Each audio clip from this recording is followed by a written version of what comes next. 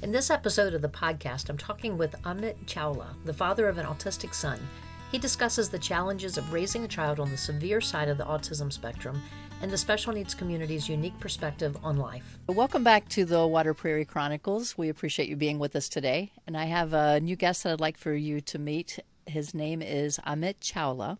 He's the software product manager. He's the founder and owner of a financial planning company. He has two sons. The oldest is autistic, and because of that, he understands some of the questions that parents might have about planning for their children's future. So, Amit, welcome to Water Prairie. Thank you, Tonya. So, would you like to tell us a little bit more about yourself? That was a really brief overview of who you are. Sure, Tonya. So, I'll go a little bit back. Originally, I'm from India, born and brought up in Delhi, and I was there until I was 24. Then I moved to California. I was in California for about 10 years. Then my job brought me to Massachusetts. It was 2011 when I came to Massachusetts. Soon after we came here, my son was diagnosed. My older son was about 3 at that time, and he got diagnosed with autism. That changed the trajectory for me a little bit. I had some other dreams, but I had to readjust those dreams. I became a lot more risk averse. I had to make sure that I am able to support my family here. While my son was growing up, it was a challenge. My son, what we can call, he's on a higher or a severe side of autism spectrum. Initial 5 years were extremely tough for us. It was tough for us to see him regress. At one point, he used to talk in sentences. Then he lost his speech. Then he started developing behaviors. Then he became aggressive towards others. Then he became self-injurious. While all this was happening, we were struggling with getting him the treatments or getting him seen by a number of doctors, neurologists, cardiologists, psychiatrists, and a number of therapies, speech therapy, occupational therapy. Along with that, trying to struggle with the public school system, trying to struggle with insurance companies, how to make sure that he is able to get regular services, consistent services, how to make sure that he's able to get ABA services that he needed at home. All of this continued for 5 years, and we realized that we are losing this battle. That's when we decided to send him to a residential school. That was a long story. Once he was sent, or once he was away from our house, that's when both my wife and I found time to think deeper as to what we wanted to do with our lives. I can talk more about my wife. It was a long and difficult journey for her as well. She used to work when we were in California, but because of our son's diagnosis, she had to stay at home. She was on a receiving side for sure. I used to go to work, so I was not too deep into as to what my son was struggling with and what my wife was struggling with by keeping him home. She survived through a bad phase of anxiety, depression, but she has come out much stronger, I would say. Both of us have come a long way, a very long way. My wife went back to school after my son went to the residential school. And I'll probably cover more of it during our other discussions, but she's an attorney. She's been working as an estate planning attorney. She's also doing part-time LLM to further specialize in special needs law and elder law. So she's been focusing on the legal side. Over the last 5 years, I've been focusing on the financial planning side of special needs. I am a certified financial planner now. I'm a chartered special needs consultant now. Launched my company middle of last year. I'm doing this as a side hustle. I do want to continue to support my family. As I said, I'm a risk averse person. I will probably keep my financial planning practice as part time for probably another 15 years. By the time it's time to retire, I'm thinking probably I'll retire when I'm 60. That's when my younger one will be done with his college, and we'll talk more about my younger one. So you've had an interesting road, but I like the mental perspective that you and your wife have taken on this. We do change a lot when we meet our kids. Don't you know? It goes beyond what we ever thought it was going to be. It completely changed our perspective, and over time, I have realized that people in the special needs community are different. They understand difference more. They understand their own natural capabilities more. They are able to find gratitude in things that usually you won't if you haven't gone through that experience. Yeah. So the reason I bring that point is when we decided to go for our second child, my wife was very afraid. Probably you know that chances of having a second child with autism are significantly higher than the first one. But since she was struggling so much and we knew that we are going to have a hard life, I had to convince my wife that we have to go for the second one. I only saw silver lining in it. I knew that if the second one also had similar problems, at least we've been through the experience, we'll be Right. able to manage it better and give that second child a better life based on our Right. experience. But if things turn out well, I mean, there is nothing better than that. And things did turn out well. Our second kid, who's 7 years old now, he's neurotypical, very kind guy, I would say. Uh, Recently, he won a recognition at school for his kindness. And Oh, that's what we nice. told him. That's the best kind of recognition that Yes. anyone can get.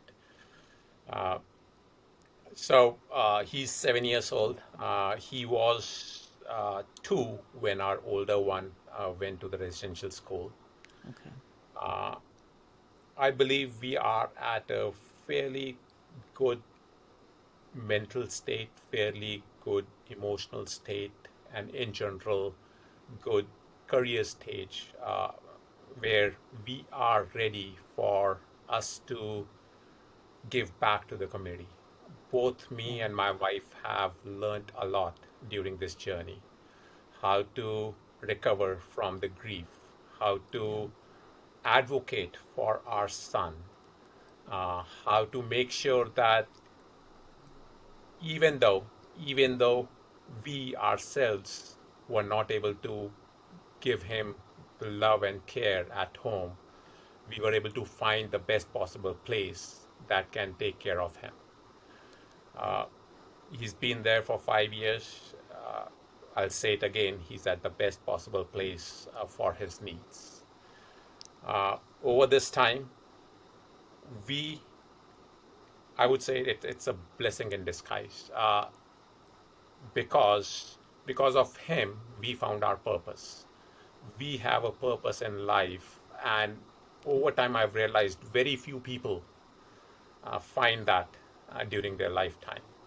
Both me and my wife have discussed this several times, that we have this goal and purpose in life, that if we are able to help people beyond ourselves, come 30 years down the line when we are 75, 80, I think we'll be a much fulfilled souls thinking back in history that we were able to make a difference in others' lives.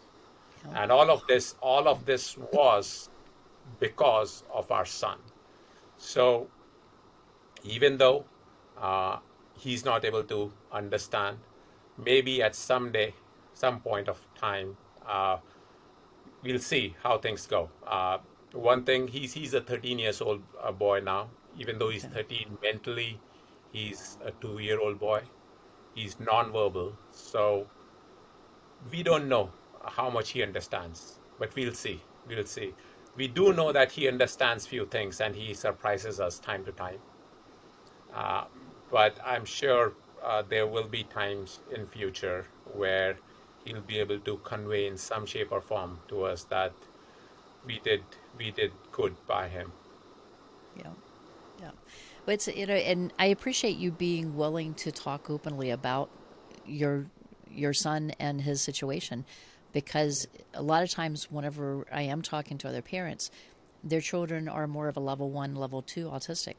And so it's a very different path when, I mean, if he were diagnosed today, it would be level 3. I'm learning as I go to, as I talk to more people, the newer diagnosis, it's level 1 is a little bit of support. It goes by the amount of support that's needed. Got it. Level 3 would need the most support, and in your son's case, he Yeah. definitely is needing support to be able to function and to have a fulfilling life, and even to know that having him in a more consistent residential facility where they can meet his needs, that is that level of support that he needs. Yeah. But Yeah. it'll be interesting to see in time, because I am learning that our nonverbal, our non-speaking, there are other ways of communicating, and I'm wondering if maybe they'll find a way to help him learn to communicate through one of the non-verbal ways. Yeah, yeah, he does have his device where he's able to choose that, okay, he wants to go out and want to eat, Oh, if he good, wants to eat what. So he's been progressing. He's been progressing on that a bit. Yeah. good, good. So he is learning how to use that. Well, before we get deeper into this, this season we've been asking each of our guests to share 3 facts, and I use that facts in quotes here, about themselves. 2 of them being true, 1 being a lie, and it's a game if you've ever played it. It's called two truths and a lie. So I've asked Amit to prepare that for us as well. So would you like to share your 3 facts for us, for our guests to try to guess which one they think is the lie and which are the truths? All right, that's interesting. So let me start with the first one. Yeah. For the first 24 years, I lived with a hole in my heart. It was about 2-inch big hole. And I never knew it. I went for a physical when I was about 24, and my doctor heard something abnormal. She asked me to go get more tests done, and a hole was identified, and then the hole was plugged. And all of this was happening when I was trying to marry my wife. So it was a big wrinkle. But I'm all healed up with no more hole in my heart. That's fact number Wow. one. Fact number two,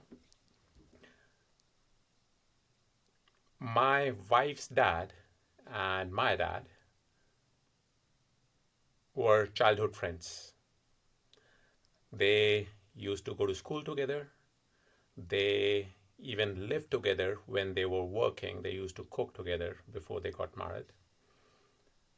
And many years later, my family, my parents, that is, and her parents decided that probably we should get married.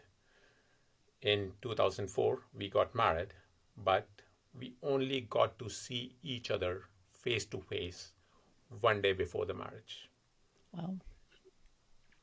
Fact number three, I am very comfortable jumping from cliffs. I'll say that again. I'm very comfortable jumping into the river from cliffs. My first one was very smooth. My second one, I had my legs open, and you can imagine what happened. I jumped into the river from about 15 feet high cliff, and that was an experience to live with. If you are listening, check. You can put your guess in the comments for the video if you're on the YouTube video. If you're listening on the audio, then check out our Instagram or our Twitter accounts, and you can leave your guesses there. And a week after we post this, we'll put in the answer so you can check whether you're right or not. If you listen to this later, you can always still guess and just check and see if you're right or not. So thank you for sharing those with us. Yours are very very interesting facts about yourself. Yeah, yeah. So you've told us a little bit about your oldest child and raising a child on the spectrum. Can you tell us a little bit more about that? Yeah, sure. While my oldest one was growing up, my wife started seeing concerns when he was 1 years old, 1 year old. So he had delayed speech. She was reading stuff online. She was talking to people, and time to time she brought that to my notice. But I was ignorant. I said that kids are learning at different paces. He's going to catch up, and at about 18, 19 months, he started speaking, and I again told my wife, see, you were concerned for no reason. He's speaking in sentences. Now, when Wait a he minute. Wait a was minute. At diagnosed, 8 or 9 months? 18 or 19 months. 18 or Did 19. I? Okay. Okay. Let's like 8 or 9 months. This child is a savant. No, no, no. 18 or Okay. 19, 18 or 18 or 19 19 months. months. Okay. Correct. He started speaking. Then he was talking in sentences. Then slowly he started regressing. He started losing some of his speech, and his usual autistic behavior started showing up, hand flapping, and then Right. uh, queuing up things and all. It took me some time to accept. It took me, I would say, at least 5, 6 months to accept that this is something real, and this is something that we'll have to deal with for our entire life. We did try out number of different medications, number of different treatments, but nothing. I mean, there's no treatment out there. Right. I do want to tell people who are listening that go through this journey. Go through this journey. Yes, you will have to accept. Do try out number of things. Surprises may happen. There are people who have recovered, but keep your feet on the ground. Try to start accepting that this is something that you may have to live for a longer time. Do try to listen to the mom if you are a dad. Moms have a very, I would say, sensitive radar to see into these kind of things. Uh, they they know when things are going right or when things are off. I wish I knew about this before. I would have been able to support my wife better. My wife struggled quite a bit, as I mentioned. There were times, even when my son was growing up, I was doing my part-time MBA and my CFA. So she was all alone, bringing him up at home. He used to have those anxiety attacks, which now I realize that I should have been more sensitive about. Family is at the end the most important thing in your life. Other things can wait. Yes, you have to do other things to support your family, but only family will be with you if everything else goes away. So while bringing up Ishan, I did mention about some of the struggles. Do try to seek help. Do try to reach out. You cannot survive this by yourself. Try to create a village around yourself. Try to be sensitive about others' feeling as and when they are trying to reach out to you. Try to see what they have to offer. There have been instances where we could have accepted more help, but we didn't know how to even accept that help. Do reach out to a number of nonprofit organizations. Learn how to deal with this. I do know that if you are raising a kid with special needs, there are instances when you are overwhelmed. There are instances when you won't have time to think about anything else. You live day by day. You try to cope up what next day is going to look like. Try to take a step back. Try to seek help. Try to think longer term. There is help available out there. There are a bunch of nonprofits that can help. There are a bunch of professionals that can help you in different aspects of your life, be it legal, be it financial, be it emotional. Do reach out. Well, I was going to say, you mentioned some of the resources. What are some of the organizations or resources that you've worked with that you might recommend to families to look for? So there are a bunch of resources. First of all, if you are employed, your employer should be able to give you a list. There are a bunch of nonprofit organization. ARC is one. There are special needs specific nonprofit organization that can help you with the initial guidance. We have come a long way. There are online groups, Facebook groups that you can join. There are WhatsApp groups that are available. Then try to reach out to the school.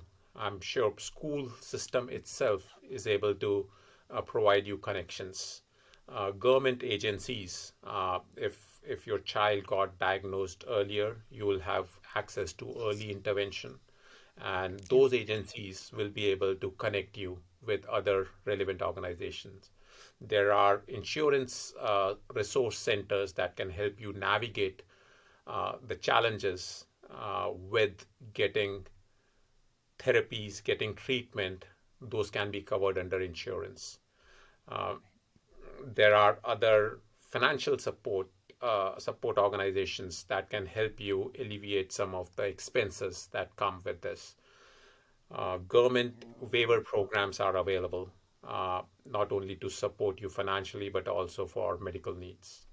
Right. You mentioned the ARC. If you're listening to this, I'll put a link here in the notes below, and if you're on the video, I'll put it here as well, for the interview that we did with the Arc of the Triangle, and that'll give you an idea of what types of services that they're able to offer, and we'll link you to their national link there too. So, so that's actually a great list of ideas of where to go, because a lot of our parents that are listening, part of the premise of doing this podcast is to help parents know where to go, and those of us who have walked ahead of them for different reasons, I'm wanting us to be able to point new families that are coming in and starting their search now in the right direction. So that was a great list, whether their child is autistic or any special needs, to follow through a lot of what you shared just now. So thank you for putting that together for us. Now, you talked about your son being in a residential school. So is this like full year long? Is it just part of the year? When is he there? So this residential school is 365 days a year. Okay. They have both a day program as well as a residential program. My son started there in their day program, but within 2 months we realized that we needed full residential program. This residential program is at this time about 40 years old. Very Okay. well run organization. They have specialists in specialists in house. Uh, they have 24 by 7 nursing staff available. Okay.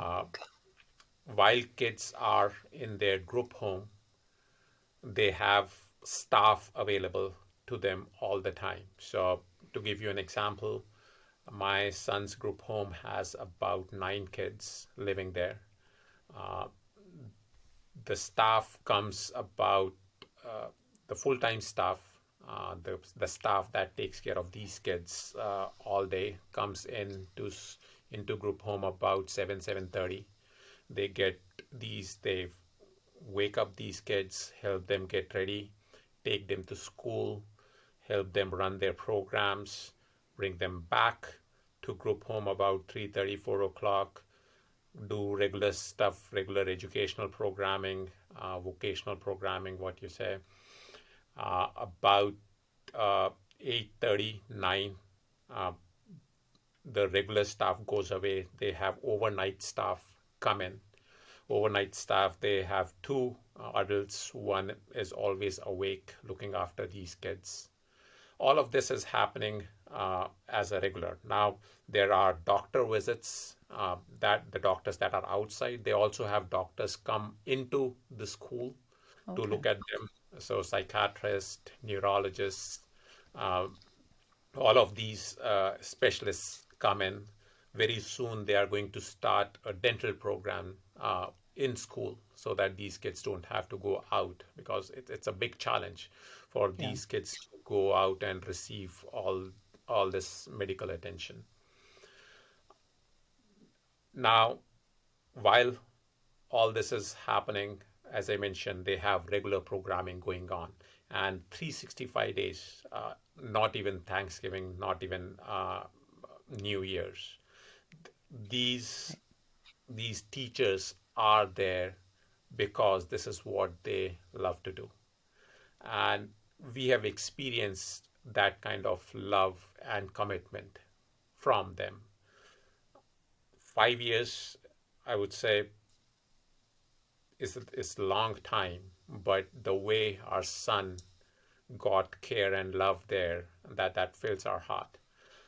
And many people, many families, and many kids suffered through the COVID period, right? 2.5 Right. years was Right. extremely tough for families with special needs. And we are fortunate that our son was supported with this full-time program throughout this period. Wow. Nice. We did not have to bring him home. These guys manage it really well. We were not able to see him for about 4 months because they wanted to keep these kids safe and teachers safe. They Right. wanted to create this bubble so that uh, kids are not getting infected.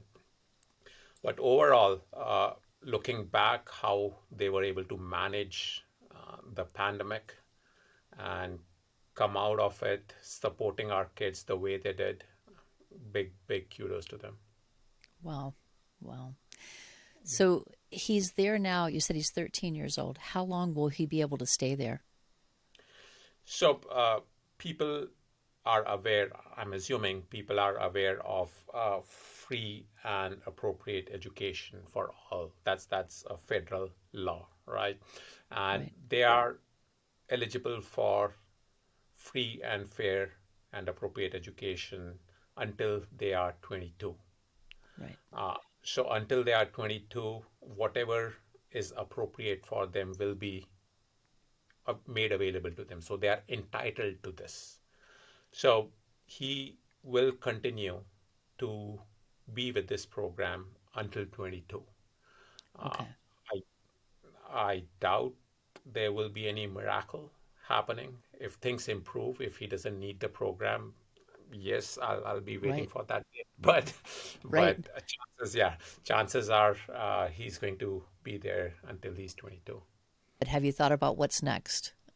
if he continues at the level of support that he needs now when he's 22. So what will be the next step, or what are you like, how do you start researching those options?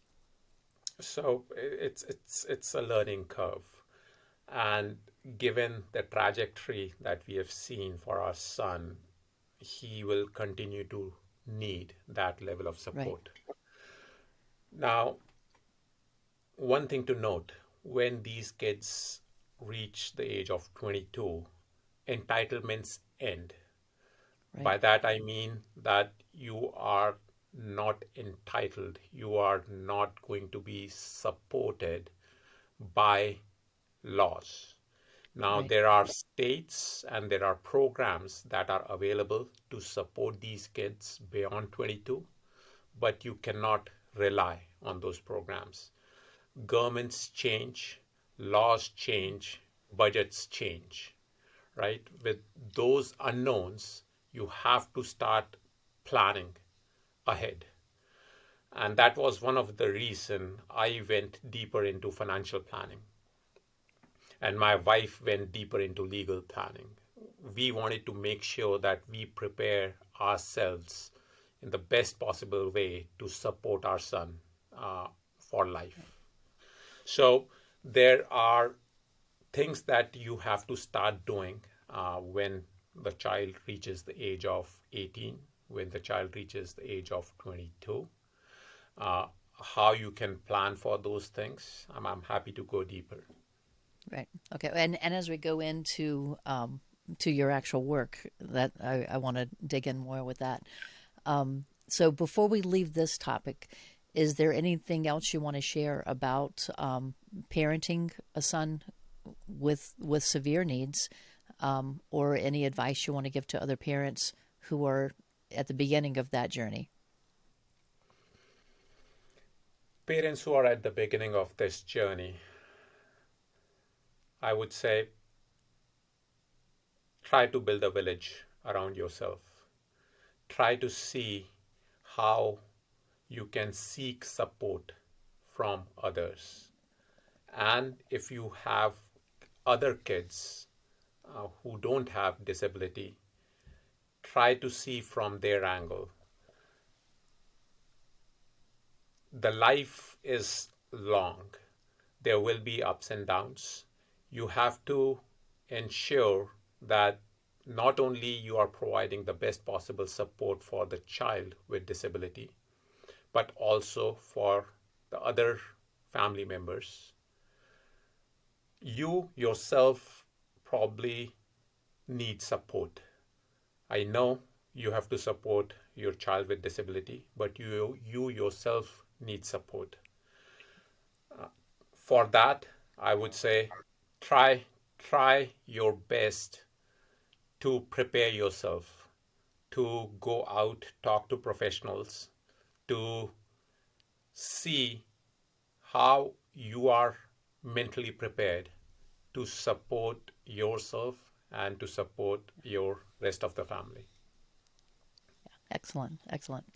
Thanks for tuning in to this episode of the Water Prairie Chronicles featuring Amit Chawla. Join us for the rest of his story in episode 58, where Amit will share valuable insights on how to plan for your special needs child's financial future. This podcast is made possible by support from our listeners. If you want to help offset the cost of producing the Water Prairie Chronicles, become a supporter at buymeacoffee.com/waterprairie. You've been listening to the Water Prairie Chronicles, a podcast created to encourage and support parents of special needs children.